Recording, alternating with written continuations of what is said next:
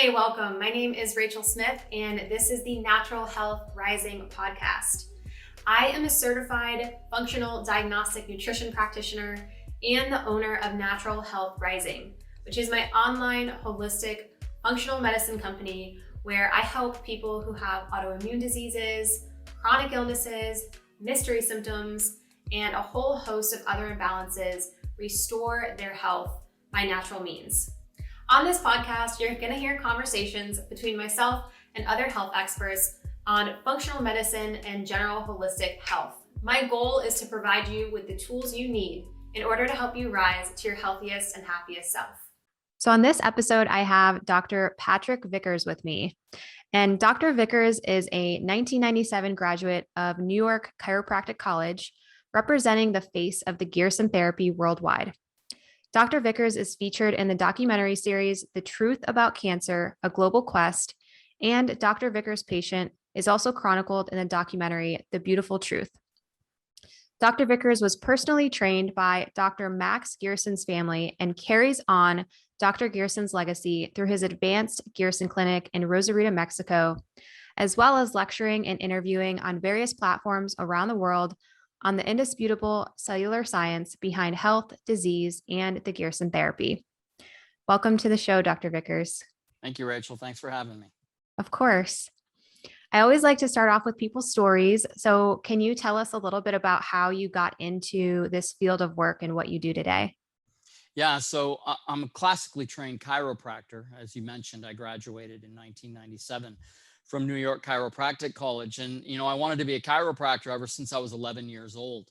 A friend of our family's was a chiropractor. They were staying at our home for the weekend, and their 5-year-old boy was sleeping in my room with me one night when he woke up in the middle of the night at like 3 a.m. with a cough that wouldn't stop. He just kept coughing for like 20, 30 minutes straight. Finally, his father heard him, came, lied him on the end of my bed, came upstairs, lied him on the end of my bed, adjusted his neck both ways, and he stopped coughing immediately. I mean, immediately. And Wow. he didn't cough the rest of the night. And I was 11 years old, and I said, that's what I'm going to do for a living. And so here I am, a year away from graduating chiropractic school, when a woman by the name of Charlotte Gerson, Dr. Max Gerson's last living daughter, came and spoke at our school. She was invited to come speak at our school on her father's therapy. And as soon as she opened her mouth and was telling us how she and her father were reversing virtually every single degenerative disease, and most notably terminal cancer, I just couldn't believe it. And I said, that's what I'm going to do. And so I had a year left in school. I graduated. And from that point on, I just dedicated myself, to educating the public on the Gerson therapy. And then when Charlotte retired 11 years ago, I opened up my own clinic because I recognized that Dr. Gerson's legacy would be at stake. When Dr. Gerson died in 1959, nobody did the Gerson therapy for 18 years until 1977. And I recognized that when Charlotte would retire, that would, likely occur again. And so I opened up our clinic 12 years ago when Charlotte retired. And here we are. It's now become, one of the premier, certainly the premier Gerson clinic, and one of the, premier clinics in the world for the treatment of advanced disease. Mm-hmm. How many Gerson clinics are there? There's 2. And, Oh, wow. And what separates us from the other clinic is we've taken Dr. Gerson's work and we've expounded on his work since 1959. The other clinic only offers Dr. Gerson's therapy as he left it in 1959. And so what we've done is we've taken his basic tenets and we've expounded on them, adding advanced protocols that line up with what's come out in the scientific literature as proving benefit to cancer patients. That's great. I think obviously we both know that when you're in the medical field in some way, you have to stay up to date with everything and keep making changes. If you stay the same, the same thing isn't going to work all the time. We have so many new things coming out. So that's super cool that you guys are really advancing it and just continuing to add on to it. Yeah. So the Gerson therapy, developed by Dr. Max Gerson, he's been considered an eminent genius in the medical history by Dr. Albert Schweitzer. And so Yeah. he won a Nobel Peace Prize. Yep. Why did he call him this? Yeah. So Nobel Peace Prize winner Albert Schweitzer, he called Dr. Gerson, the most eminent genius in medical history. I mean, all you have to do is look at Schweitzer's family and you'll understand the incredible regard Dr. Schweitzer had for him. And they were best friends. 8 years before Schweitzer won the Nobel Prize, he had severely advanced diabetes. And Dr. Gerson cured him in 6 weeks. Things like diabetes are simple. So, Gerson cured Schweitzer of advanced diabetes, but even more remarkable is long before that, Schweitzer's wife, Helena, had terminal tuberculosis. She literally had 6 months to live, and Dr. Gerson completely cured her using the same treatment. And then their 4-year-old daughter, Raina, when she was 4 years old, she had an undecipherable skin condition, which Dr. Gerson completely cured. All 3 conditions, all cured, all using the same exact treatment. How's that possible? I thought every condition needs its own special treatment. It's not true. The human body's not selective in what it's going to heal when you give it what it needs. And this is where the Gerson therapy reigns supreme. It is what the body needs to heal. And so this is why Albert Schweitzer, called him the most eminent genius in medical history. And here we are 64 years after his death. 8 movies have now chronicled his work. No other therapy can remotely boast that kind of exposure on an international scale. Why? Because there still is no other therapy that has the ability to reverse advanced disease with any kind of consistency like the Gerson therapy. Mm-hmm. So you're saying there's a lot of documentaries out about him now, but I know in the past and throughout history, he's been pretty censored. And there's a lot of people out there who are censored because they're posing a threat to conventional medicine in a sense and other medical interests. So why has he been censored, and what's been going on with his work kind of being kept from the public? Yeah, that's exactly right. And so, in 1946, July 1st through the 3rd, word had gotten out that there's this guy, Dr. Max Gerson, who's reversing advanced cancer in Manhattan, New York on Park Avenue. Well, in 1946, the Pepper-Neely anti-cancer bill had come to the floor of the United States Senate. It was designed to appropriate $100 million in funding to anyone who could show promise in the realm of cancer research. So they were inviting people from all over the country to come and testify, and most notably, Dr. Max Gerson. And so July 1st through the 3rd, 1946, he testified before Senator Claude Pepper, who sponsored the bill. And so shocked was everybody in Senate chambers that Senator Claude Pepper himself said Dr. Gerson dedicated his life to the mastery of this scourge of cancer, and all should honor his great work. Now, this is 1946. Why haven't we heard of it? There have been 5 other opportunities since 1946 where we could have heard about Dr. Gerson on that magnitude of a scale. What happened in 1946? Well, he was supposed to give an interview to the international press after his testimony, and he was put in the international press room to do that interview. The international press never showed up. Why did they not show up? Because they were whisked off to another room and an impromptu party was thrown on their behalf. Now, why on earth would this happen even back in 1946?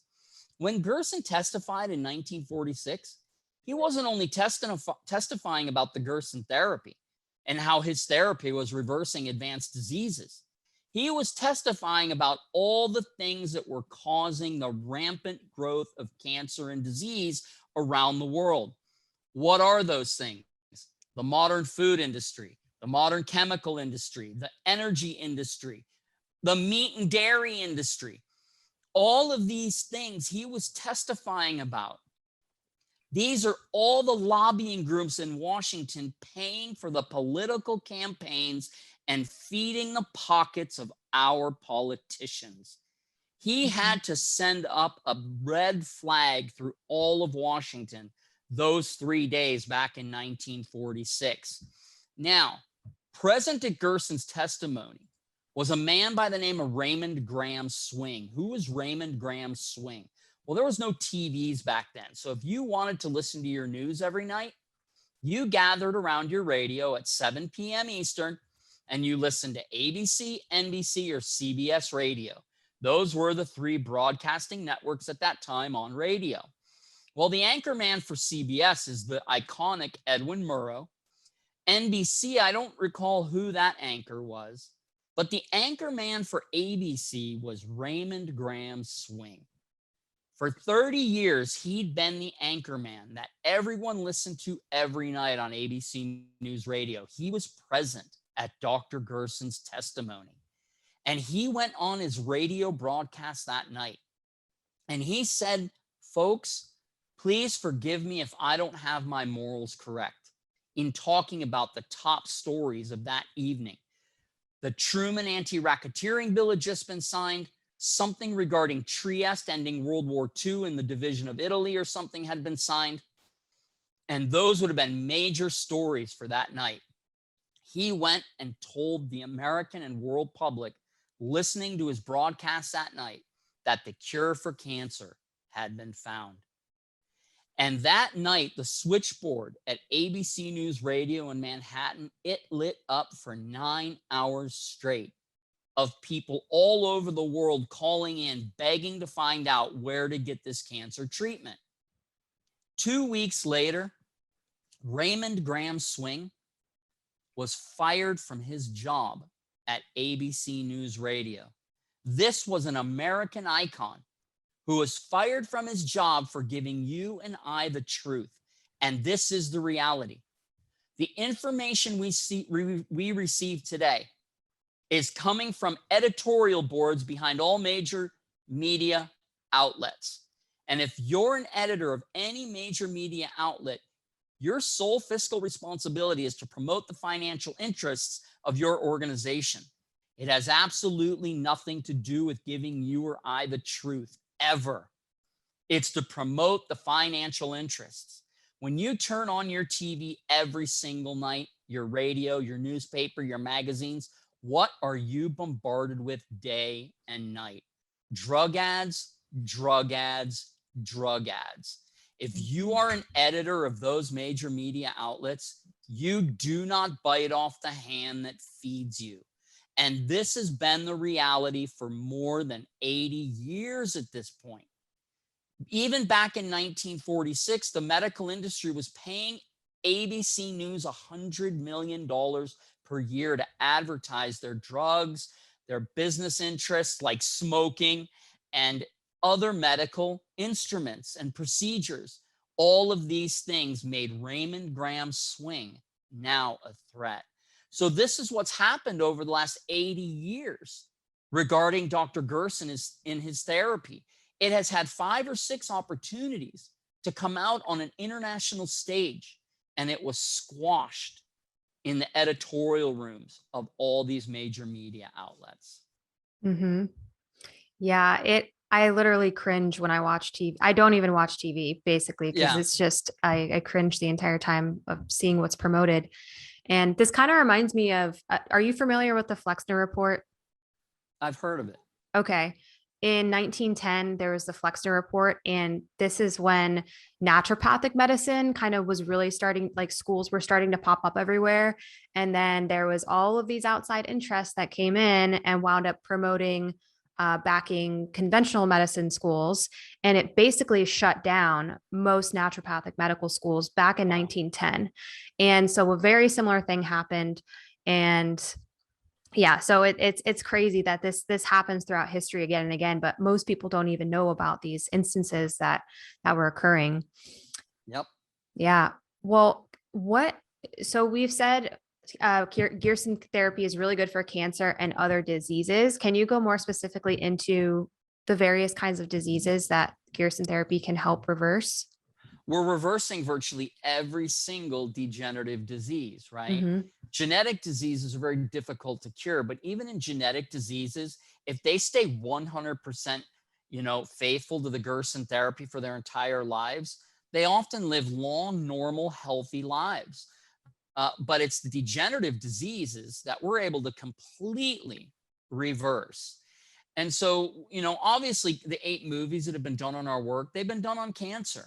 That's tragic, so to speak, because where we really shine are all these other degenerative diseases like diabetes. I mean, someone who comes in with advanced diabetes, within 4 to 6 weeks, they're off all their medications. I mean, how outrageous is that?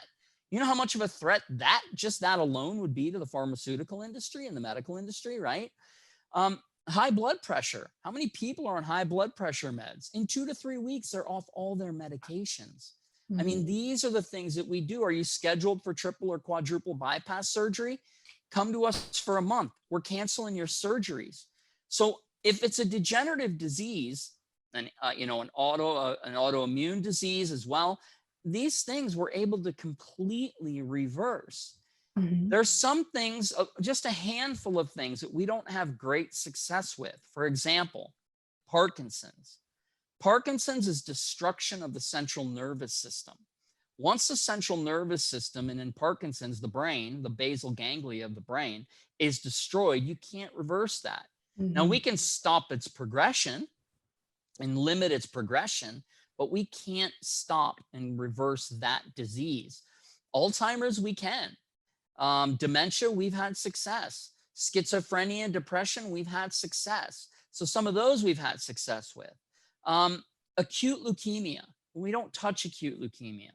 That's actually not a cancer. That's a misnomer when they call it cancer. It's a blood disorder. And so a blood disorder like that, we don't have phenomenal success with. So I won't even touch acute leukemia. Multiple myeloma, yeah, that's another blood disorder, but that's something we can have an effect on. But it's the tumors, it's the cancerous tumors where Gerson, is renowned for being able to reverse those. So if it's a degenerative disease caused by environment, lifestyle, poor habits, we can reverse it. And you reverse it by completely and radically changing the diet and the lifestyle. This is what the Gerson therapy ultimately stands for.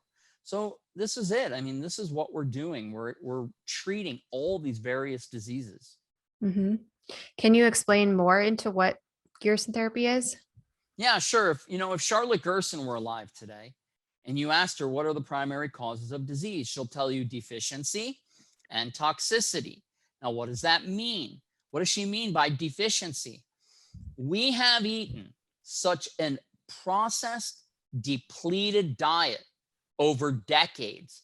The average age of a person coming into my clinic is between 50 and 55. That's because the human body can deal with that onslaught of degenerate food, toxicity in our environment, stress in our lives until it hits about the 5th decade of life. And that's when disease ultimately rears its ugly head. It's been going on under the surface for probably 20, 30 years at that point. But deficiency, all these processed foods that have been boxed, canned, bottled, processed, they've been stripped of their nutrient and their live activity. So when you consume those foods that have been stripped of their nutrients, white rice, white sugar, white flour, where are you going to get the nutrients which are in that food for you to be able to utilize and metabolize it and convert it into energy? But they're gone. Those nutrients are gone. Where are you going to get those nutrients from? Well, when you eat all those foods, cookies, cake, ice cream, pasta, all these things, where are you going to get the nutrients to digest it? They've been stripped out. Well, you have a reserve tank in your body. It's called the bone marrow. Your bone and your bone marrow are like a nutrient reserve tank for your immune system. When you eat these depleted foods day after day after day, decade after decade, you just deplete and deplete and deplete your immune system till there's no immune system left. You have cancer. I have cancer. We all have cancer. That's a naturally bodily process that the human immune system is readily dealing with on a daily basis in a healthy body. When does cancer overcome the body's immune system and takes over? When the immune system is depleted. And so the Gerson therapy addresses the issue of deficiency. How? There's only one way: food, nutrients. Our patients are getting 20 pounds of organic fruits and vegetables every single day. Every single day, 20 pounds. And if it's not organic, the patients die. It's that simple. Why? Because conventional produce, it doesn't have the nutrient content. It's only grown with artificial fertilizers that have nitrogen, phosphorus, and potassium. That's it. Whereas organic food has 102 different vitamins and minerals in it. And so our patients are getting a juice every hour on the hour, 13 hours a day, 13 juices a day, and 3 organic meals every single day. And that adds up to 20 pounds of organic fruits and vegetables every day. So that's how you address the issue of deficiency. Now you have to address the issue of toxicity. We've belched every poison into our air, our water, our food, the toxic environment in our relationships, the stress levels, which increases our hormones in the body. You have to deal with that toxicity. Not to mention that tumors in any disease process is also producing its own toxins within the body. So how do we deal with that? Well, Dr. Gerson made something famous, and that's the coffee enema. The coffee enema Dr. Gerson made famous. That's right, taking coffee rectally. And that's without cream and sugar, right? And so coffee taken rectally, and it has to be a specific roast, a specific bean, it has to be organic, right?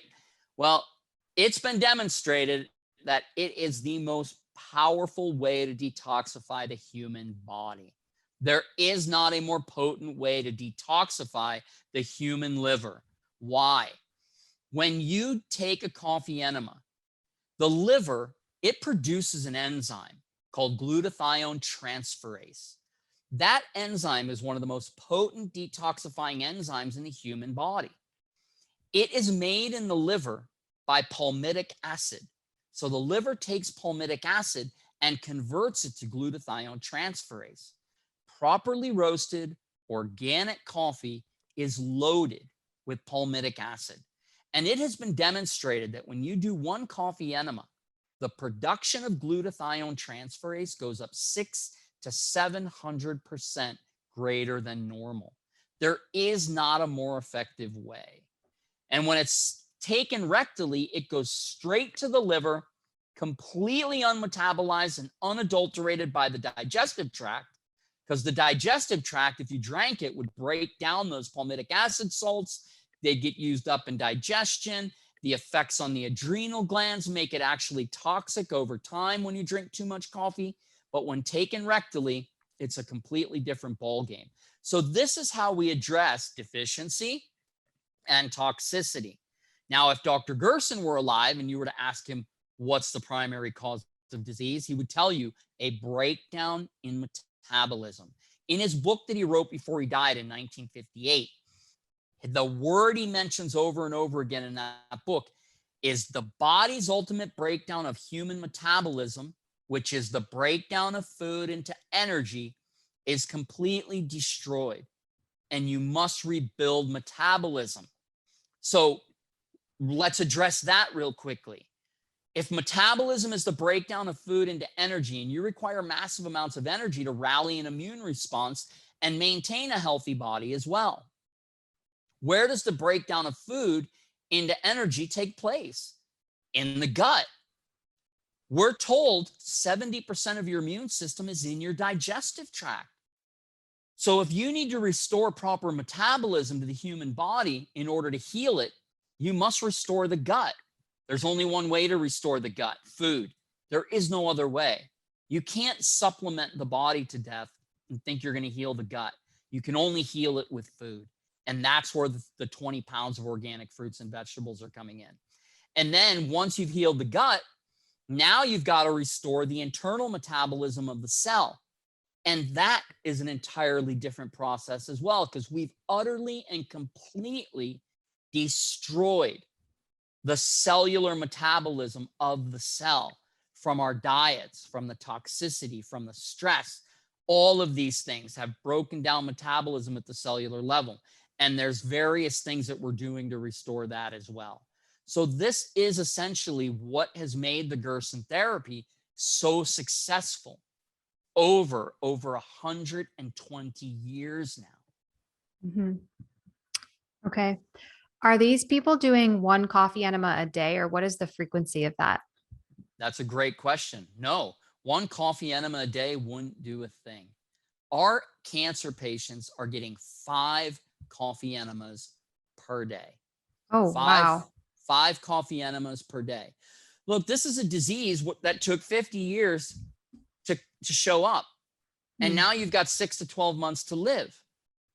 It's not going to go away overnight. And it's going to require some serious intervention. And that's why the Gerson therapy is so intensive. When you juice like that, we already talked about a patient's already coming in toxic.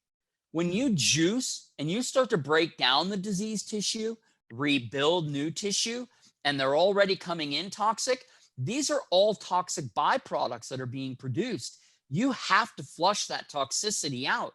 Not to mention that a lot of our patients are coming to us after having had deadly toxic chemotherapy. And not to mention any other medications they may have been on for the last 30 years, right? So the only way you can restore the body is you have to cleanse that liver. And 5 coffee enemas is the only way to do that. Mm. You do 1 coffee enema a day, forget it. You're not going to get well. Okay. From the caffeine, I understand it's different from drinking a cup of coffee versus doing it rectally, but the caffeine does have an effect on the body energetically, right? So timing wise, like what does that feel like in that person's body? Like they're not doing it before bed, are they? Or I'm just so curious on the timing of everything. Well, I do an enema to go to sleep. You do? Okay. Sometimes if I'm not feeling well, I'll do an enema and it helps me go to sleep. So Oh, listen, wow. Okay. if I drink coffee, I'm a wreck. If I have Mm. 1 cup of coffee, I'm a jittery wreck. Mm-hmm. Why? Because when caffeine goes through the digestive tract, it has an effect on the adrenal glands. And so it releases adrenaline. That's Mm-hmm. why if you drink too much coffee, it can agitate you. When you take it rectally, it bypasses the entire digestive tract and goes straight to the liver and gets neutralized in the liver. So I could do 5 coffee enemas in a day and I won't feel a thing, nothing, because that caffeine is being neutralized in the liver. It's not going through and affecting the adrenal glands. Whereas forget it, if I drank 5 cups of coffee in a day, I mean, you'd be calling the paramedics on me, really. So yeah, so it's different. Okay. So the energetic effect that people get, because I do coffee enemas too, and I feel afterwards I feel like I have more energy. So is that just simply the clearing of the toxic bile and That's everything, right. and just really the body releasing these things that are making us feel terrible? That's exactly right. Okay. You're guaranteeing, first of all, 2 bowel movements a day, right?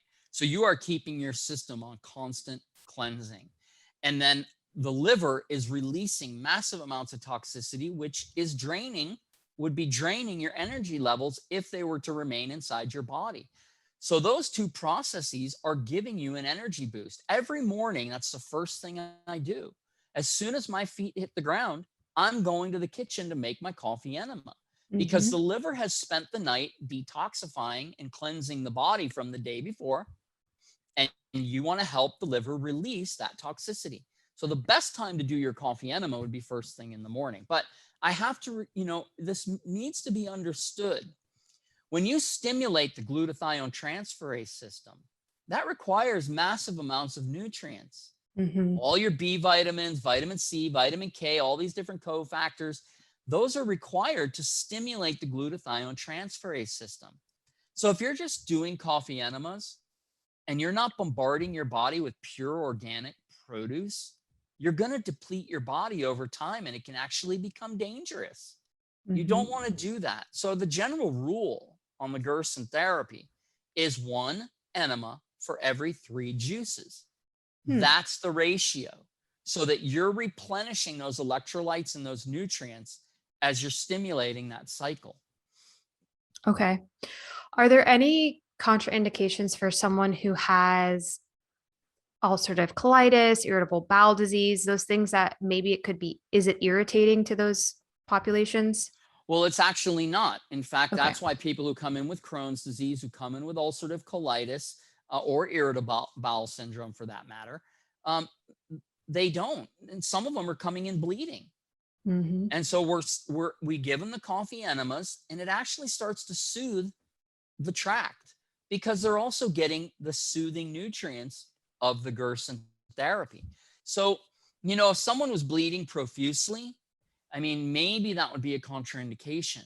But for the most part, you can treat people with the enemas regardless of their condition. Remember, it only goes up halfway up the sigmoid colon.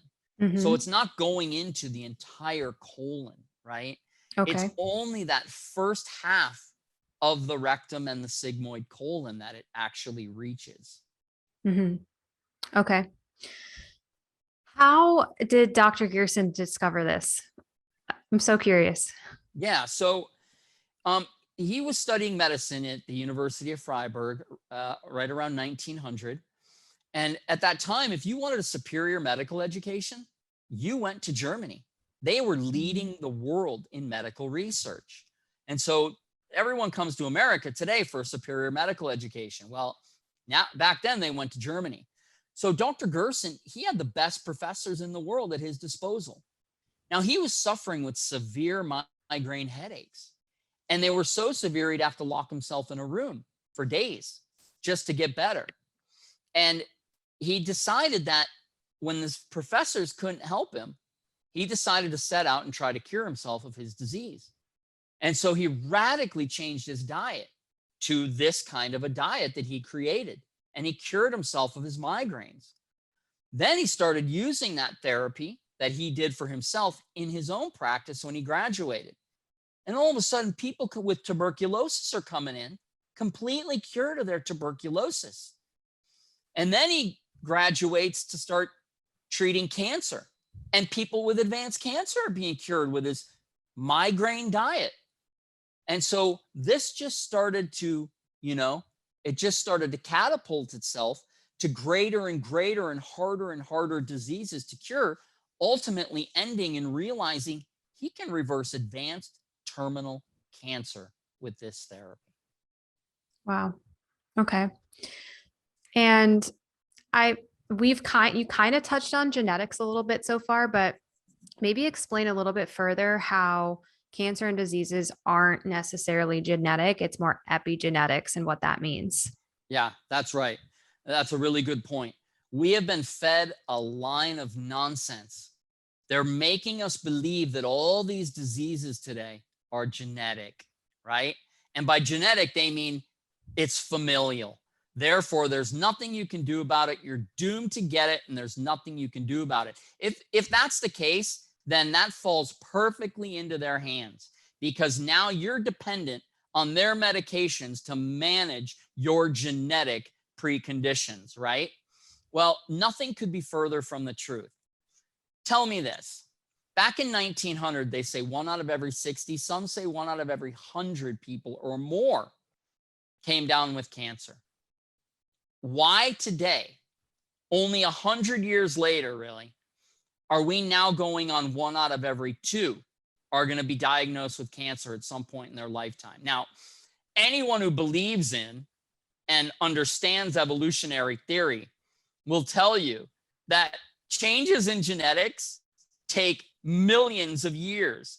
So how can these genetic problems all of a sudden rear their ugly head in literally less than 6-7 decades? Because cancer has become pandemic over the last 40 years. How is that possible? Because it has nothing to do with genetics. Absolutely nothing other than maybe 5%, and I'll go into that. What's happened between 1900 and now? You've had a massive expansion of the Industrial Revolution. As I mentioned earlier, we've belched every poison into our air, our water, our food, our cosmetics, our body care products, all this garbage that we put into our environment. We live in the most toxic environment in human history. There's no mistake that we live in the most diseased population in human history. And so this has nothing to do with genetics. This has everything to do with environment and lifestyle. And as you mentioned, that's an issue of epigenetics. What does that mean? That means that you and I were all predisposed to get something. You may be predisposed to get ovarian cancer. I may be predisposed to get prostate cancer. That is what's familial. Somewhere there's genetic weaknesses that we may be predisposed to something. But when we live our lives inside the laws of nature, those laws of nature completely protect us from any genetic predispositions we may have. And this is where the science of epigenetics is now proving itself. You know, mama got breast cancer, grandma got breast cancer, auntie got breast cancer, great grandma got breast cancer. Therefore, I'm going to get breast cancer. No. If you stop living like mommy, granny, auntie, and sis, you won't get breast cancer. And that's what we're clearly finding out today, is that when people live a life in line with what their creator created for them, then you will be fine. You will be healthy. You will not come down with disease. It's that simple. Mm-hmm. And it's not just cancer too. The people I work with mostly have autoimmune diseases, and same thing, autoimmune diseases have exploded in the past 50, 60 years. And then last week I was interviewing Dr. David Minkoff. I don't know if you're familiar with him, but we were talking about autism and how so many kids nowadays have autism, and even how, we're finding chemicals inside of the umbilical cords of mothers, and the mothers are toxic and passing this down to kids. And so it's definitely a wake-up call that we need to really look at our environment and what we're putting in our bodies. And you have the power to control not only your own health, but how your child is going to turn out too. That's right. It's disgusting what we've done. I mean, plain and simple. Yeah, it is very sad. So can you go into more of what are some of the most common cancers you see?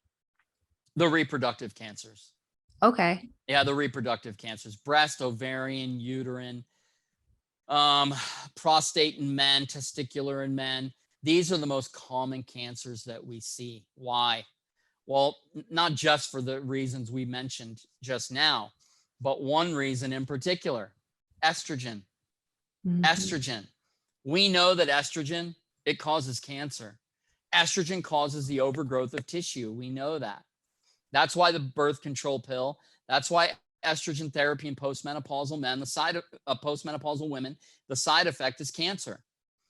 But where else are we getting estrogen from? Everywhere. Everywhere. Estrogen is all around us. So let's start with anything that has an aroma.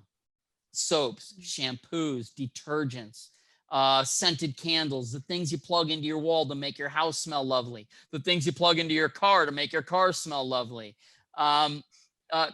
perfumes, anything with an artificial aroma are made with synthetic estrogens, which are 10 times more volatile on the human body than your natural estrogens.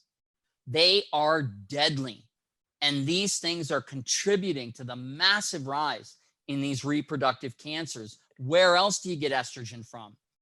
Well, all your petroleum-based products, they're estrogen mimics. So plastics, styrofoam, gas, petroleum, petroleum-based pesticides, all of these things, car exhaust.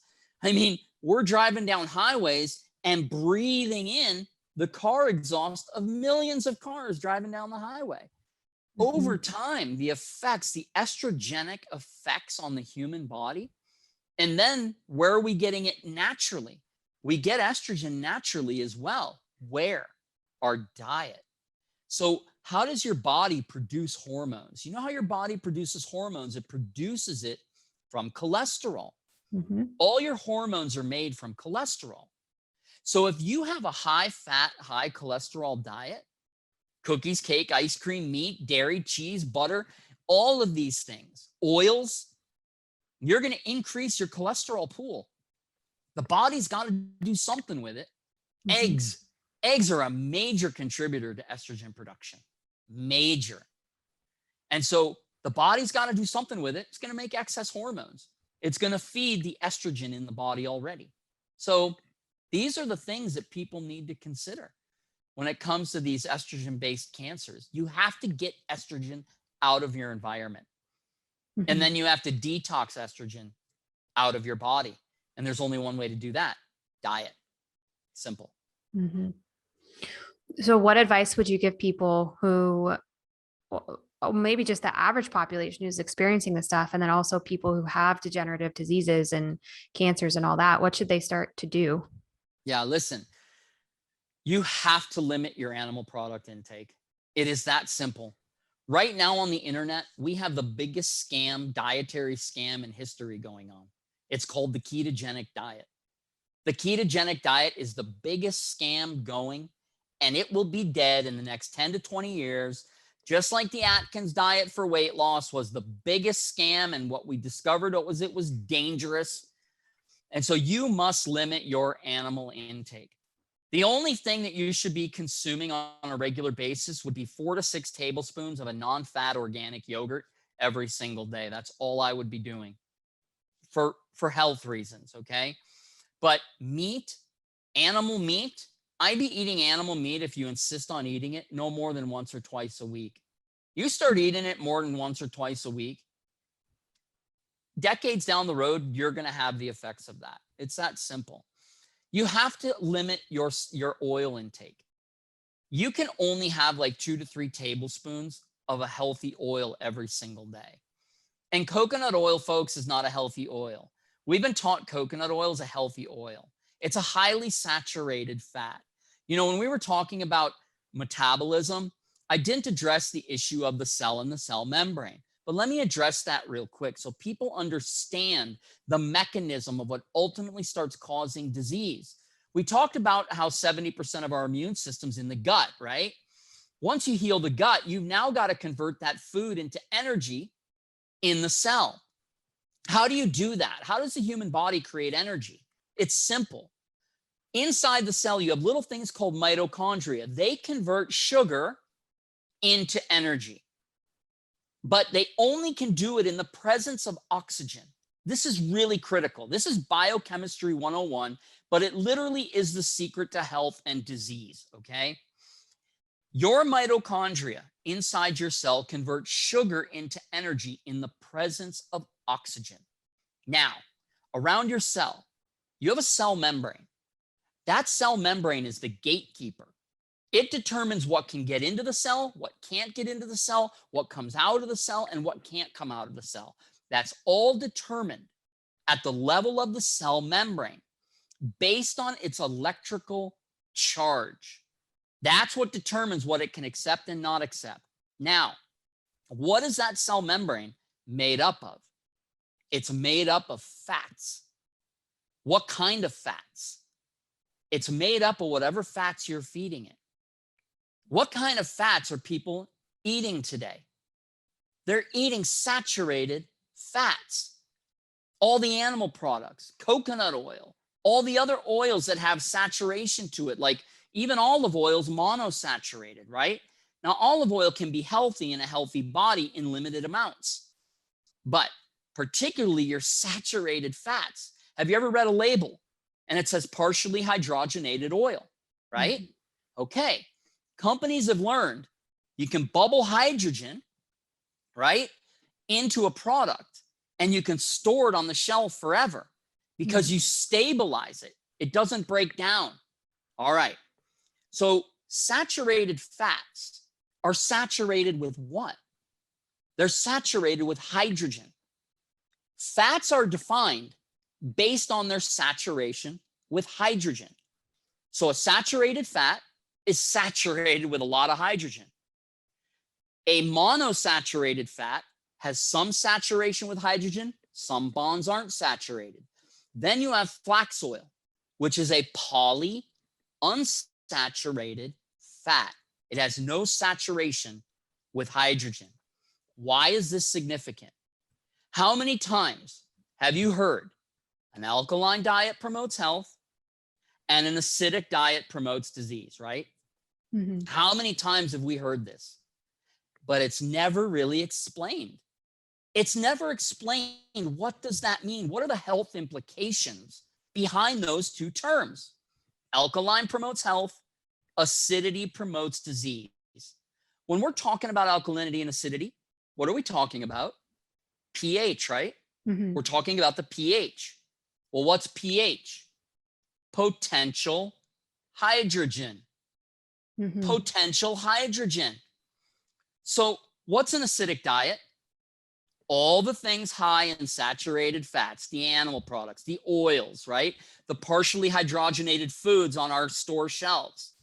They're partially hydrogenated and they're saturated with hydrogen.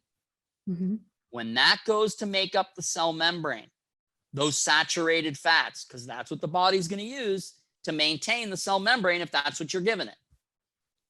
As oxygen approaches that cell to go into the cell to convert your food into energy, in an acidic body, in an acidic diet, high in hydrogen, that oxygen will literally get repelled away. The charge at the level of the cell membrane cannot accept oxygen into the cell. So the definition of acidity, this is the definition of acidity.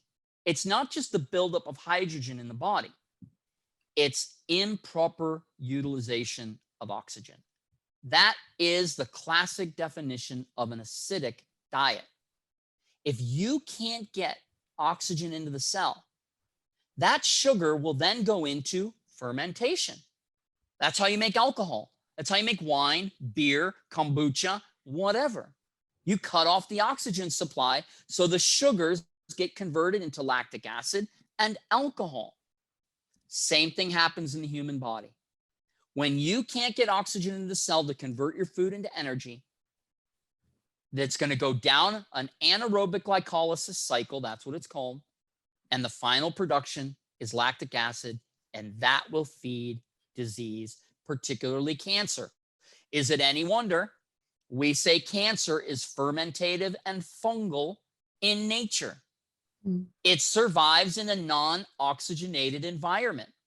In 1931, Otto Warburg won the Nobel Prize in Medicine for proving cancer viruses, bacteria can't survive in a body where the cells are properly oxygenated. And he went on to describe that the body's primary ability to oxygenate the cells is an alkaline diet. This has been around for nearly 100 years already, proven. So when you are eating a lot of animal products, a lot of oils, you are saturating your cell membranes. You will have a breakdown of metabolism and ultimately disease. And this is what we've known for decades. A high animal product causes disease. Now, there's one more thing you need to stop. Salt. You have to stop eating salt. Why? 2 reasons. Why? Salt and water are swelling up our cells, and we all have massive amounts of cellular edema. How can the mitochondria inside the cell function in this environment? Every single patient and companion that comes to our clinic for 2 to 3 weeks, they all leave 5 to 15 pounds lighter in those 2 to 3 weeks because they've dumped all the excess sodium and water stored up in their cells. Everyone today is dealing with this. You have to cut out sodium from the diet because it's causing a breakdown in the internal metabolism of the cell. Now, people will say, well, I don't eat the bad salt, the table salt. I eat the good salt. They don't know what they're saying. There is no such thing as good salt. There's such thing as better salt, right? Celtic salt, Himalayan salt, Redmond salt, Dead Sea salt. They're better, but they're not good. Why? The destructive molecule in salt is sodium chloride. So this is the second reason you have to slow down and or stop consuming salt. Sodium chloride is a destructive molecule. Why? Your thyroid gland. What does your thyroid gland do? What is its main responsibility? Metabolism. Yes, but how? How is it increasing your metabolism? Do you know the thyroid gland is specifically responsible for reproducing mitochondria? Those little things in your cells that convert food into energy. That takes place in the thyroid gland. So What is your thyroid gland dependent on? It's completely dependent on iodine.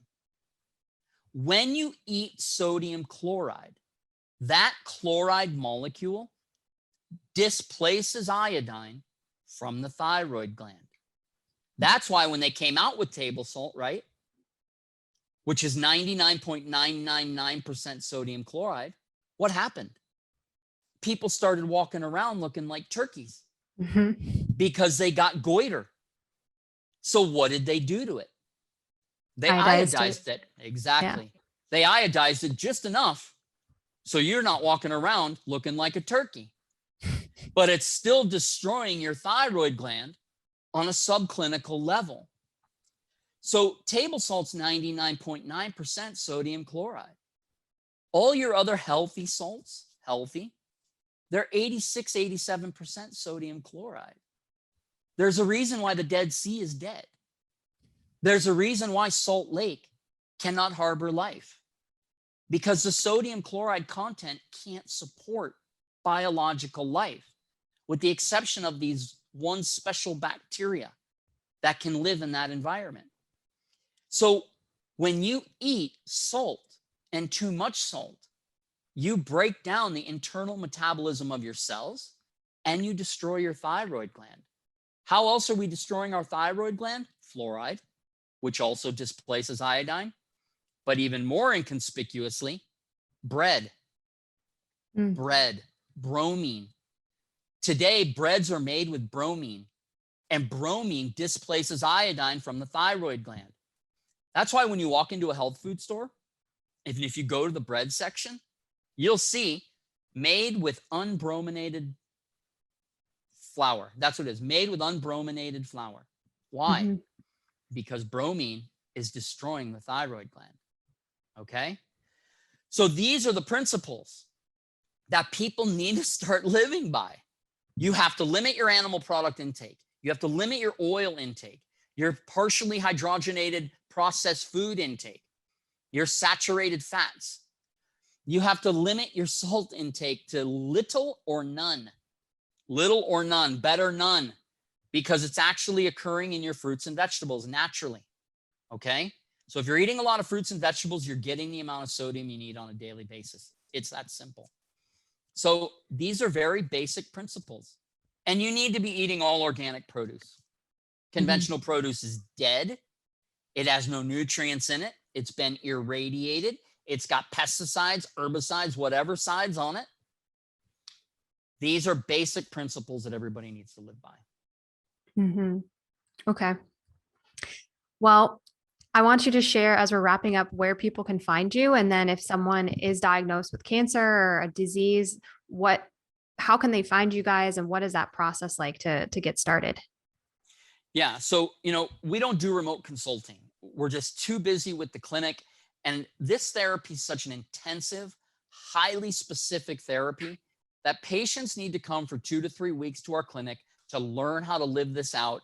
And then they go home and they continue the therapy at home for anywhere from 12 to 24 months based on their particular disease. So to come to our clinic, our website is gersonclinic.com, GERSON clinic.com. And then people can reach me directly at director@gersonclinic.com. I actually handle all the intake that comes in through our clinic.